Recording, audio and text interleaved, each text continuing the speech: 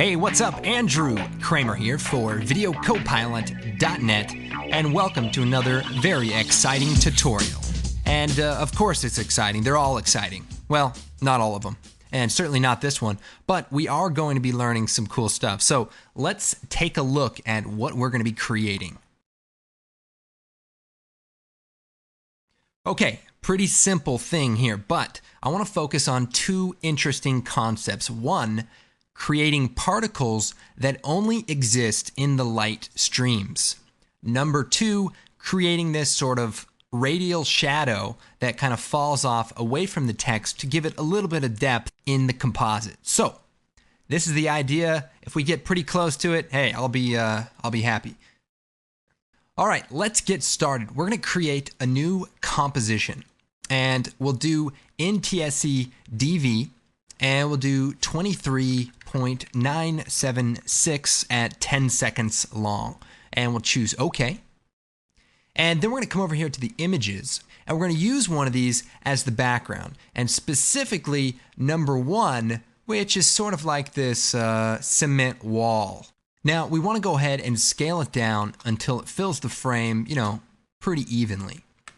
And then the next thing we want to do is create our text layer. So this gets pretty advanced, but just click up here on the text tool, and we'll just type Video Copilot.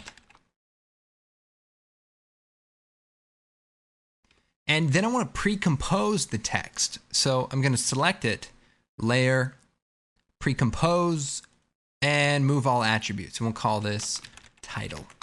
And then I'll choose OK. Now, the next thing I want to do is just a little bit of color correction. I want to take our background and darken it a bit. So I'll use the curves adjustment, and we'll just bring this down some. Actually, I want to really take the contrast out of the image.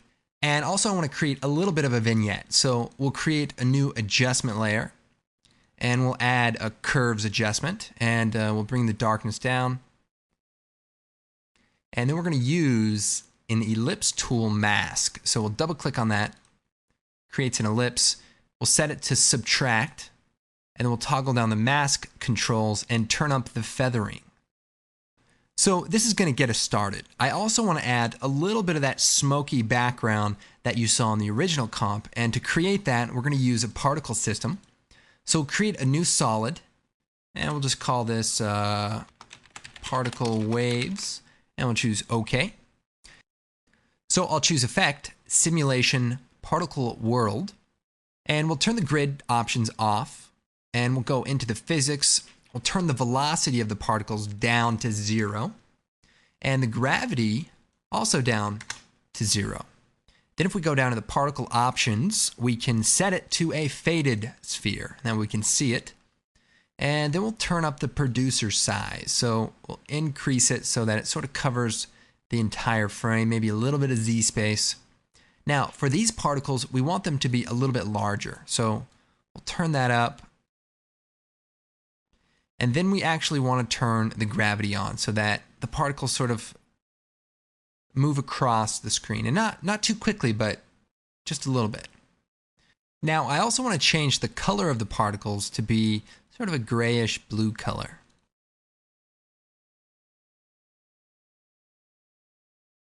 And we also may turn the size up again, maybe a little bit lighter here. And then we can also turn up the life of the particles to about 2. And that way we have just a lot of particles in our scene, and we can even turn up the size variation or down just to see a lot more of the smaller particles. Now the trick to this is adding a warp effect, mesh warp. And we'll take that and we'll drop that onto the particle waves, and we'll set the rows to 3 by 3. And what we want to do is change the direction of the particles. So currently they're streaming downward. Now we want to sort of change that by playing around with this mesh warp option. And this is just going to give us some, unnatural movement that we would otherwise not get from such a basic, particle system where the gravity is just pushing the particles downward. Okay, so that is that. Let's change the transfer mode to screen, And we'll turn the opacity down also. So here we just have this wispy looking thing going on. Okay, now let's create our microparticles. So I'm going to create another new solid. And we'll call this small particles, and we'll choose OK. And I'm going to change the tag color to something different so I can see that these are different items.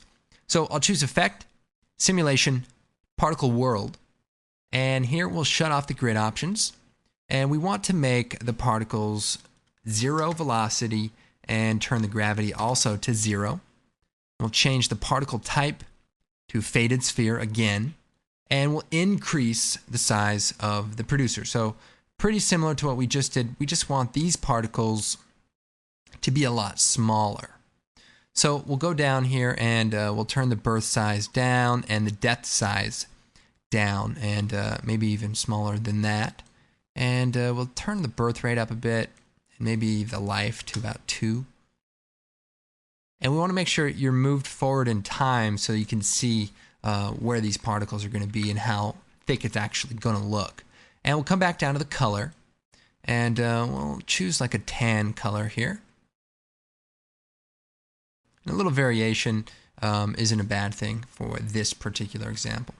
And again, we want these to be rather small particles. So now I want to create our visible light. So I'm going to create a new solid again. And we'll call this light. And I'll choose OK. Then I'll choose Effect, Noise and Grain, Fractal Noise. So we're going to use this to sort of generate some light streaks. So I'll come over here to the Transform settings. We'll uncheck Uniform Scaling. And we're going to turn the height up really high. That looks pretty good. And maybe turn the brightness and the contrast up, or rather the brightness down. Maybe the height up a bit. So we have these long streaks here. Also, we'll choose Effect, Transition, Linear Wipe. And that's what you're looking for there. And we'll change the angle so that it sort of cuts off the bottom. So we'll set it to 0. Add a little bit of feathering here, and just extend it as far as we can. And that way the light will sort of fall off into the distance a little bit nicer. And for now, we'll go ahead and set the transfer mode to screen. So we blend that in with the comp. And here we can play around with the contrast and maybe bring the light back just a little bit so it's not as intense. Now, we are going to make this a 3D layer, so we'll toggle the switches, and we'll set that layer to be 3D. And then if we take that layer on the Z-axis and move it forward, we can actually take the rotation tool and, move it around and get a little bit of some depth here. We can scale it back and play around. And the other thing we want to do is give the light a little bit of movement. So we'll alt-click on the evolution, and we'll type time multiply 200. So we're taking the current time and multiplying it by 200. So if you want to slow it down, just lower this number, and the evolution will slow down. We have our light, and we want to add more light. So we're going to duplicate the light layer. So Edit, Duplicate. And here we want to offset the evolution. Well, we can't really change the evolution right now because it's all based on an expression. So a quick way to fix that is just to add a number, add like 500. So then it's just taking the time, multiplying it times 100, and then just adding a random number. And that way it's different than the one before it. So that works pretty good. Then we take this layer, light B, and we can move it forward in Z space. And that way, if we create a camera, we can move around and it will actually look like we're in 3D space. So if I move this up here, we want to adjust a few things so that we are looking at 3D layers. And specifically, we want our title to be 3D, and we want our background texture to be 3D. But these other layers, the particle layers, actually are 3D within the plugin, so we don't need to change those. Now our camera is a little bit too close, so if we take the Z track tool, we can actually back up, kind of travel through that light, which is Pretty cool, actually.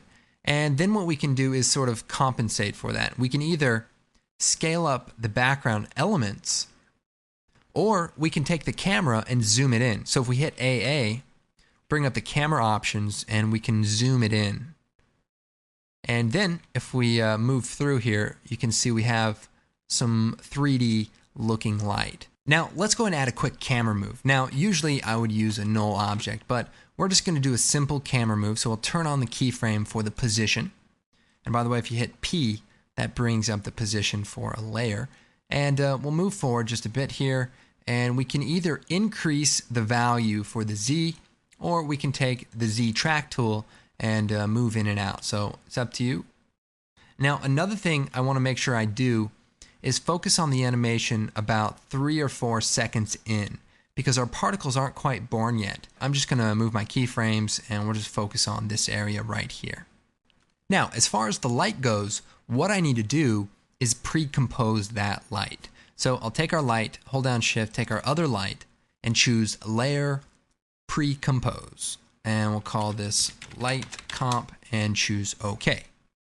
Now, the thing about pre-composing layers is that they no longer adhere to the camera and 3D position of this comp, except if we turn on this switch. You turn that on, and now those layers are viewed as if they were in this comp. But the good thing is they're represented by a single layer, and that's nice because then we can move it around without having to worry about keeping track of multiple layers. Now let's go and duplicate that layer. So I'll choose Edit, Duplicate. And so now we have 2 copies of the same exact light. Now what we want to do is make our particles only show up where that light hits them. Now it's not going to be perfect 3D, but it will create a very interesting illusion. And what we need to do is use the track matte. So make sure you toggle the switch, bring up the track matte for the small particles, and make sure that the light comp is right above. And then we're going to change this to Luma Matte. And then if we solo that layer, we can very faintly see some of the particles. Now we're going to enhance that by taking the light comp and adding a curves adjustment. So we'll turn that up. And so now you can see some of the particles are starting to come in. And if we turn that layer on real quick, you can actually see what that looks like. So we may even turn it up even brighter so that those small particles start showing through. Now if I scrub through this, you can actually see that the particles only exist where the light shines through. So just kind of an interesting effect, just adds a little bit of atmosphere to this title design. And we might even bring the opacity of the light down, and we'll do some color correction and stuff a little bit later on. But next, we need to focus on creating that shadow that we saw in the original example. So it's pretty easy, and that's what's cool about this particular tutorial. Now what we need to do is take our title layer and duplicate it. So we'll choose Edit, Duplicate. Now the bottom one is going to be the shadow, and the top one is going to be sort of our 3D looking text.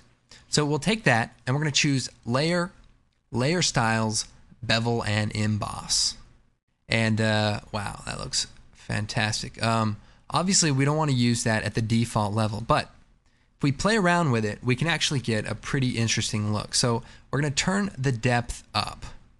Now if you're good at Photoshop, you kind of know what these all mean. Otherwise, just play around with the settings until you kind of see something interesting. We're going to turn the depth up. We're going to bring the size down real low, maybe to 2, maybe to 1. Now I want to change the altitude, and I want you to look right here on the edge. And as I change it, the light gets away from the outer edge and sort of moves inward. Now the other thing I want to do is add a very soft shadow with the layer style. So I'll select the layer, Layer, Layer Style, Drop Shadow, and we'll come down here to the Drop Shadow option, and we'll turn the distance to 0, and we'll turn up the size, and we'll bring the opacity down. Like, we really want this to just be very, very soft, because our real shadow is going to be the layer beneath it.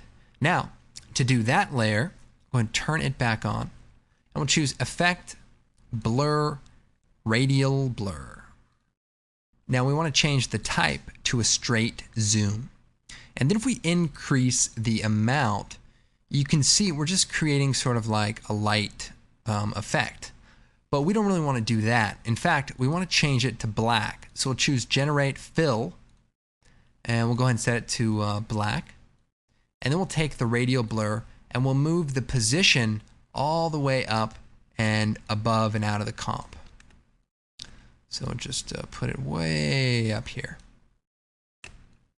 Now our shadow is very long, so we'll bring the amount down.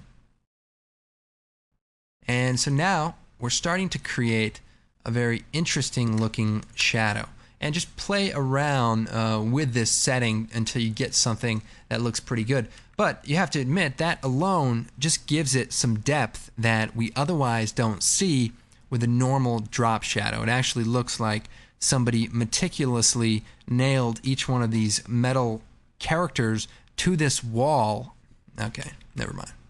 Now you also want to make sure that your bevel emboss light is in line with your shadow. So right now it's sort of coming from the side, and we actually may want to go into the bevel and change the angle so that it's right overhead. Or maybe we do put it off to the side and we just change the shadow. So it's up to you.